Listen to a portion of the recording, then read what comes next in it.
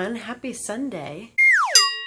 So studying architecture is a great thing and it's super fun, but it really means nothing if you can't find a job or an internship. So today we're going to talk about applying for jobs and internships. So when you're applying for jobs and internships, you need 4 things. You need a cover letter, a resume, portfolio, and this is optional, but I would suggest having a teaser portfolio. A teaser portfolio is just a single one-sided sheet that has basically an overview of a few projects that you think give an overall idea of the types of projects that you do and are a good representation of your work. And it's a great thing that you can bring with you to your interviews if you don't have a hard copy of your entire portfolio.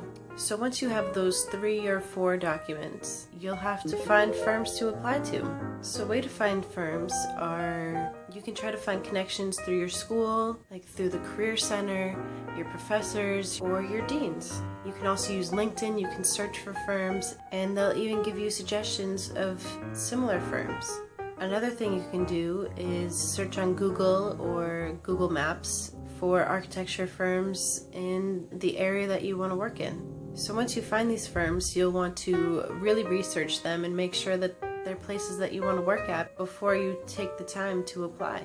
The next thing you need to do is figure out a way to contact these firms. So first I would suggest going on their website and seeing if they have a careers tab on their website where they may have a contact email, which may be a careers or info email, or they may have an online application process that you can use. You may want to see if you have any connections with this firm through something like LinkedIn or through your school with your professors or your deans. So this way you have someone that you can reach out to. Another thing you can do is try to find a contact person through the firm's website, like a principal architect or human resources. So this way you're contacting an actual person rather than just a general email. I always find it's better when you can address your email to an actual person rather than the general firm that you're applying to.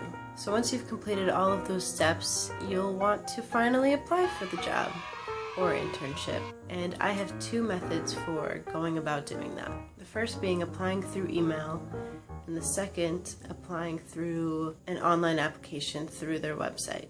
So applying through email, you either have an individual person to contact or you have a careers or info email that the firm uses for their career opportunities. So once you have that, you start constructing your email and make sure you write a meaningful and specific subject line for your email so that they don't think it's spam and that they can easily refer to it in the future. And it also makes it easy for you to refer back to it in the future. So if you're contacting an individual person, you'll want to address the email to that individual. But if you're emailing to a careers or info email or a more general email address, you'll want to address your email to the firm.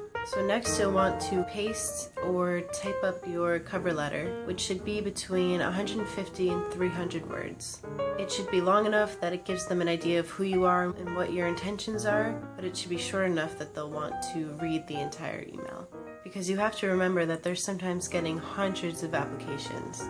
Be sure to mention at the end of your email that you have attached your resume and portfolio.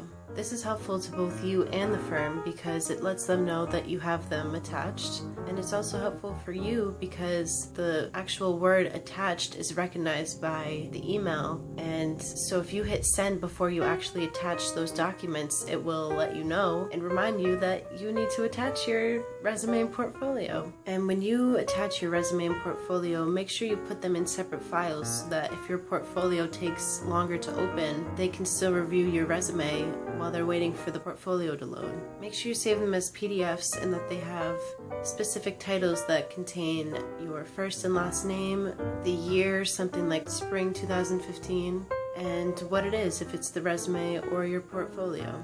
So this way they can easily identify what it is, who it's from, and what year it's from without even having to open it.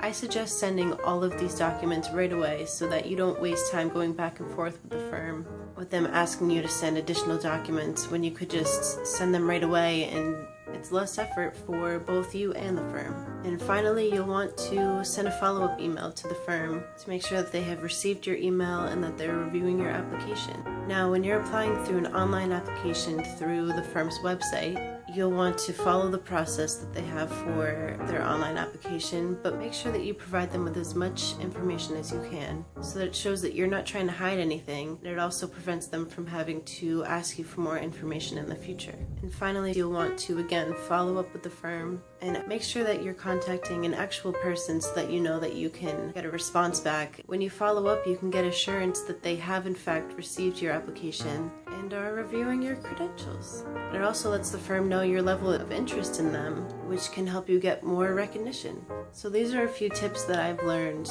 through my many times of going through the application process. And this is by no means the only way of going about it, but these have been the most successful guidelines that I have followed. So I hope that these methods can help you in the future. If you have any questions, let me know, and have a great week, and I'll see you next Sunday. As you've got models to build, materials to buy, supplies to buy, it all adds up, and sometimes you're going through weeks where you have to decide whether you want to get groceries for the week or whether you need to buy materials to finish them. They got 5 people to listen to them pitch their ideas and critique them and figure out who should do the bridge.